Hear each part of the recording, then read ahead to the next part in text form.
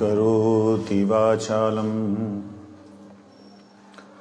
पंगुं लंघयते गिरिं यत्कृपातमहं वन्दे श्रीगुरुं दीनतारिणम्।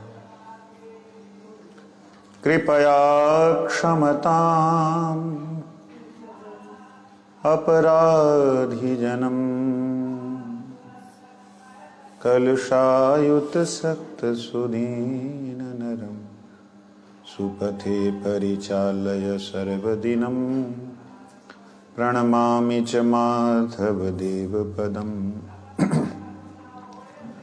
वाञ्छाकल्पतरुभ्यश्च कृपासिन्धुभ्यैव च पतितानां पावनेभ्यो वैष्णवेभ्यो नमो नमः। नमो महावदन्याय कृष्णप्रेमप्रदायते कृष्णाय कृष्णचैतन्यनामिने गौरत्विषे नमः। तप्त कांचन गौरंगी राधे वृंदावनेश्वरी वृषभानुसुते देवी प्रणमामि हरिप्रिये। हे कृष्णा करुणा सिंधु दीनबंधु जगतपते गोपेश गोपिका कांत राधा कांत नमस्तुते। वृंदायै तुलसी देव्यै प्रियायै केशवस्य च कृष्ण भक्ति प्रदे देवी सत्यवत्यै नमो नमः। श्री कृष्ण चैतन्य प्रभु नित्यानंद श्री अद्वैत गदाधर शिवासादि गौर भक्त वृंद। हरे कृष्ण कृष्ण कृष्ण हरे हरे हरे राम राम राम हरे हरे। भूमोस्वखलितपादानां भूमिरेवावलम्बनम् त्वयि जातय अपराधानां त्वमैव शरणं प्रभु। हम लोग श्रवण कर रहे हैं भजन रहस्य। भजन का रहस्य, रहस्य शब्द का अर्थ होता है अभी है।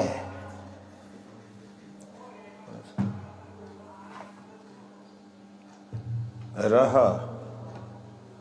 मतलब अभी रह रहा है। अस्य मतलब होता है तुमने जो समझा है उसमें अभी है। रह अस्य रहस्य, रहस्य शब्द का अर्थ भजन जो कर रहे हो उस भजन में भजन की सिद्धि जो है, क्या है भजन की सिद्धि?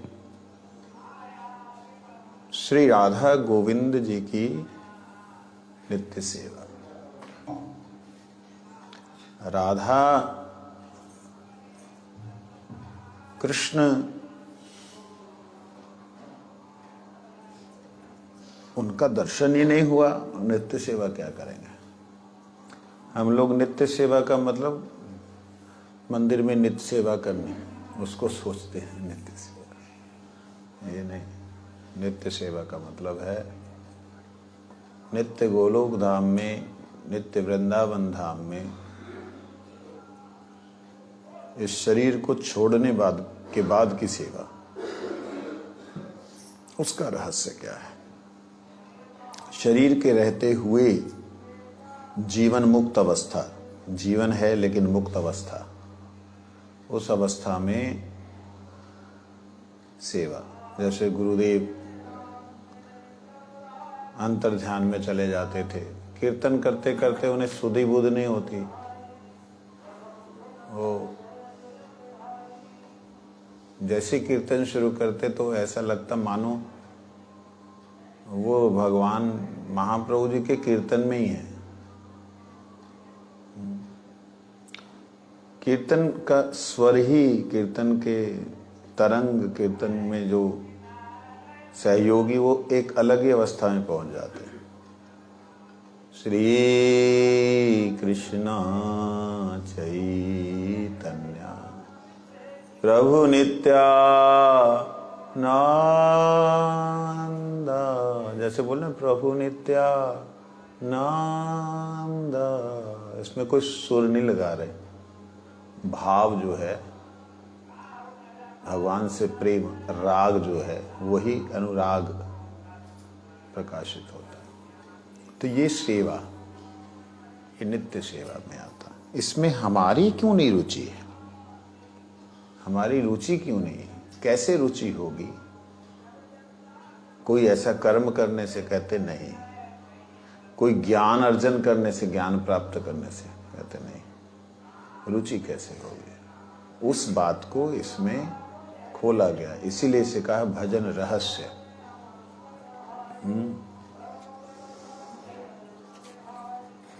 नातः परम कर्म निबंध कृत कृंतनम मुमुक्षताम तीर्थ पदानुकीर्तनात् नायत् पुनः कर्मसु सज्जते मनो रजस्तमोभ्याम कलिलं तो ततोन्यथा कर्म बंध सुखंड मोक्ष प्राप्ति संगठन कृष्ण नाम कीर्तने साधये कर्म चक्र रजस्तमा पूर्ण रूपे विनिर्गम नाम बिना नाही अन्योपाय।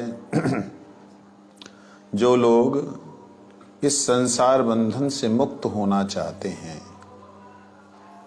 उनके लिए अपने चरणों के स्पर्श से तीर्थों को भी तीर्थ बना देने वाले भगवान के नाम संकीर्तन से बढ़कर अन्य कोई साधन नहीं है। जिसके पापों का समूल ध्वंस हो सके, जिससे पापों का समूल ध्वंस हो सके। कोई भगवान का आश्रय लेने से मनुष्य का मन फिर कर्म के पचड़ों में नहीं पड़ता। भगवान के अतिरिक्त किसी दूसरे प्रायश्चित का आश्रय करने से मन रजोगुण और तमोगुण से ग्रस्त ही रहता है तथा उससे पापों का मूल रूप से नाश नहीं होता। यहाँ पाप शब्द को बड़ा ज्यादा महत्व दिया है। वो है ना दावानल। दावानल जानते हो किसे कहते हैं? दावानल, दाव का मतलब होता है लकड़ी, अनल मतलब आग। दो पहले जो दावानल लगती थी, दावानल अलग अलग अग्नि है। एक आग होती है जिसको कहते हैं बड़वानल, समुद्र में आग लगती है। समुद्र में कहाँ आग लगती है? जैसे आकाश में बादल टकराने से आग लगती है, ऐसे समुद्र में भी बड़वानल होता है, उसमें भी बिजली होती है, अग्नि होती है। ऐसे पेड़ों के घर्षण से आपस में पेड़ घिसते घिसते घिसते आग लग जाती है। आपने कई बार सुना होगा कैलिफोर्निया के जंगल में आग लग गई, वहां आग लग गई। वहां कोई तीली लेके नहीं जाता।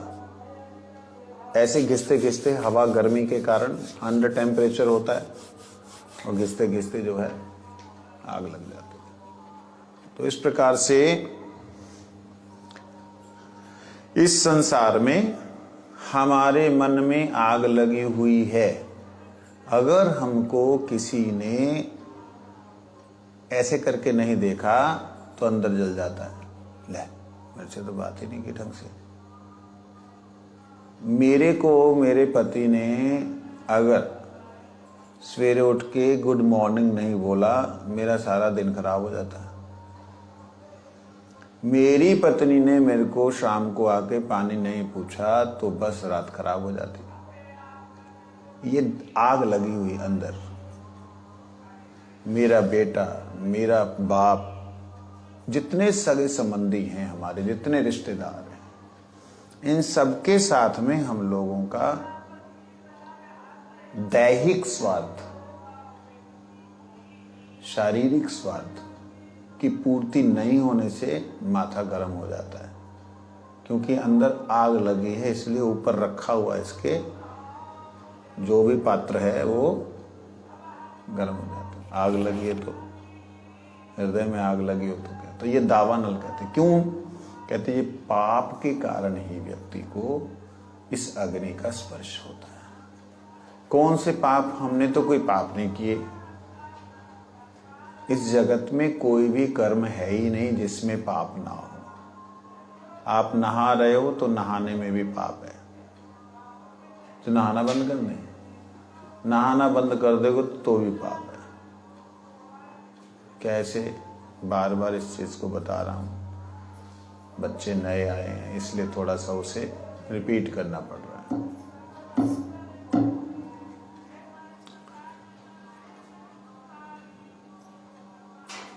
किसी भी जीव को मारना पाप है।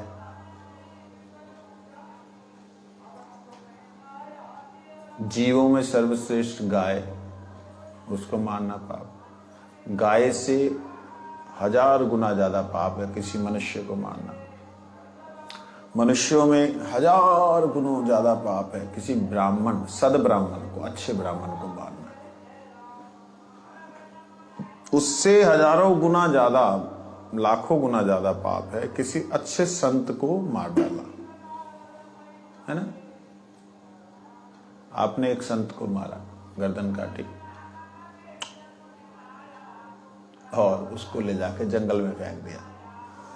वहां करोड़ों जीवों ने उसको खा के पेट भरा। अब ये करोड़ों जीवों को जो आपने भोजन कराया, ये पुण्य हुआ कि नहीं? हुआ कि नहीं? सुन रही है? उसको पूछ लो, पुण्य हुआ? ठीक है, पुण्य हुआ तो इसको महापाप क्यों कहा गया है? क्योंकि ऐसे व्यक्ति जो भगवान के भजन में लगे हुए हैं, सद्वृत्ति को धारण किए हुए हैं, वो तो खुद का कल्याण करेंगे ही, उनके साथ अंदर में जो करोड़ों सेल हैं उनका भी कल्याण कर देंगे। इसके अलावा जो दूसरे सेल, जो दूसरे जीव हैं, उनको जगा देंगे तो अरबों सेलों का और उस जीवों का कल्याण कर देते हैं जगाने के बाद। तो इसलिए इसको महा इसके पाप की तो कोई वो ही नहीं है, सीमा ही नहीं इसे पाप। लेकिन इसमें पुण्य है, करोड़ों जीवों को पेट भरा। तो इसलिए संसार में कोई भी काम ऐसा है ही नहीं जिसमें कि पाप हो ना। खाना खाना भी पाप है, सांस लेना भी पाप है। क्यों? हम सांस ले रहे हैं तो हम जीवित प्राणियों को पी रहे हैं, और जैसे अंदर जाते हैं हमारे पेट की गैस और शरीर की गैस के कारण हम मर जाते हैं। ऑक्सीजन से वो कार्बन में बदल जाता है। जैसे बदलते हैं हम रख नहीं पाते उन्हें, मुर्दों को हमें निकालना पड़ता। तो ये हम सांस ले रहे हैं, ये पुण्य का काम है, इसमें भी पाप है। तो हम ये मत सोचे हसी तक किसी ने दुख दिता नहीं, आप पता पाप कोई किता नहीं, ये ना सोचो। हर जीव का एक एक कदम पे पाप ही पाप राशि हो रही है। इसके कारण दावानल लगा हुआ है, अग्नि जल रही है। इसीलिए मैं इसको जब पढ़ रहा हूं तो पढ़ते हुए पाप पाप शब्द बार बार आ रहा है। पहले भी पाप आ रहा था, अब भी पाप आ रहा है। मैंने कहा पाप को आज जो है थोड़ा व्याख्या करें। कहते इसलिए कोई भी कर्म एक दूसरे कर्म को काट नहीं सकता। मैंने पाप किया, पुण्य से काट दूं ना। पाप किया, उसको पुण्य करने के लिए जब काटने जाऊंगा तो पुण्य में पाप होगा ही होगा। पुण्य ज्यादा, पाप थोड़ा, होगा ही होगा। तो इसलिए कोई भी कर्म नहीं काट सकता। तो क्या है फिर उपाय? कहते भगवान की भक्ति। भगवान की भक्ति का मतलब कीर्तन करिए, माला करिए, ये जय दंडवत, ये भक्ति है। कहते क्रिया आप क्या कर रहे हो उस क्रिया के ऊपर विशेष ध्यान भगवान नहीं देते। भगवान ध्यान देते हैं कि तुम कर किसके लिए रहे। भगवान के मंदिर की पूजा चल रही, भगवान जी की पूजा चल रही, मन में है कि लोग समझे कि हम पूजा कर रहे हैं। श्रृंगार हमने किया बढ़िया से ये देखने के लिए कि फलाना आएगा या ठिकाना आएगा, वो बोलेगा कि अच्छा श्रृंगार किया। भोग बनाया, पहले ख्याल आएगा कि वो खाएगा तो बोलेगा बढ़िया हुआ। ये भक्ति नहीं है। झाड़ू लगा रहा है लेकिन मेरे ठाकुर जी का घर है, भक्तों की चप्पलों को हटाकर साफ करके रख रहा है, मेरे ठाकुर जी के प्यारे जनों का हो, तो ये भक्ति है। जहां पे भगवान के साथ भाव युक्त हो वो भक्ति है। जिस क्रिया का, परम गुरु जी बोलते हैं, जिस क्रिया का फल भगवान की पॉकेट में जाए वह भक्ति। जिस क्रिया का फल हमारी संतुष्टि के लिए, मन की संतुष्टि, शरीर की संतुष्टि, XYZ, कि हमारी सेटिस्फैक्शन, ग्रेटिफिकेशन हो रही है, तो समझो ये कर्म है। तो यहां कह रहे हैं कि किसी भी कर्म के द्वारा संभव ही नहीं है। जिन भगवान के चरण कमल तीर्थों में जाने पर तीर्थों को पवित्र कर देते हैं। तो हमने कल सुना था चरण कमल किसे कहते हैं। भगवान के जो प्रिय भक्त हैं वही भगवान के चरण कमल स्वरूप हैं। भगवान के प्रिय भक्त, भगवान के प्रिय, दो बातें होती हैं। एक है जो भगवान को प्यार करता है, एक है भगवान जिन्हें प्यार करते हैं। भगवान को प्रेम करने वाले जीवों में स्तर ऊंचा नीचा कम बढ़ती हो सकता है, प्रेम की उनकी एक लिमिट हो सकती, एक क्वांटिटी हो सकती है। लेकिन जिन्हें भगवान प्रेम करते हैं वो रेयर होते हैं। वो इस संसार में ऐसे नहीं, हम मतलब मेरी तरह जीव नहीं होते। वो इस संसार में अवतीर्ण होते हैं, जैसे श्री गुरु महाराज, ऐसे महापुरुष जिनको भगवान प्रेम करते हैं। ये अद्भुत बात है। अब उधर नहीं जाऊंगा, गया तो फिर वो पूरा नहीं होगा। भगवान प्रेम करते हैं, अगर स्मरण रहेगा फिर कभी गुरु जी की लीला का चिंतन करूंगा। तो कहते हैं वो भगवान जिन्हें प्रेम करते हैं भगवान के चरण स्वरूप हैं। क्यों चरण कहा? नमोम विष्णुपादाय नमः ओम विष्णुपादाय। इसका मतलब क्या हुआ? विष्णुपाद मतलब भगवान के चरण कमल, वो हैं हमारे, हमको पावन करने वाले। कहते ऐसे चरण कमलों का जो आश्रय लेता है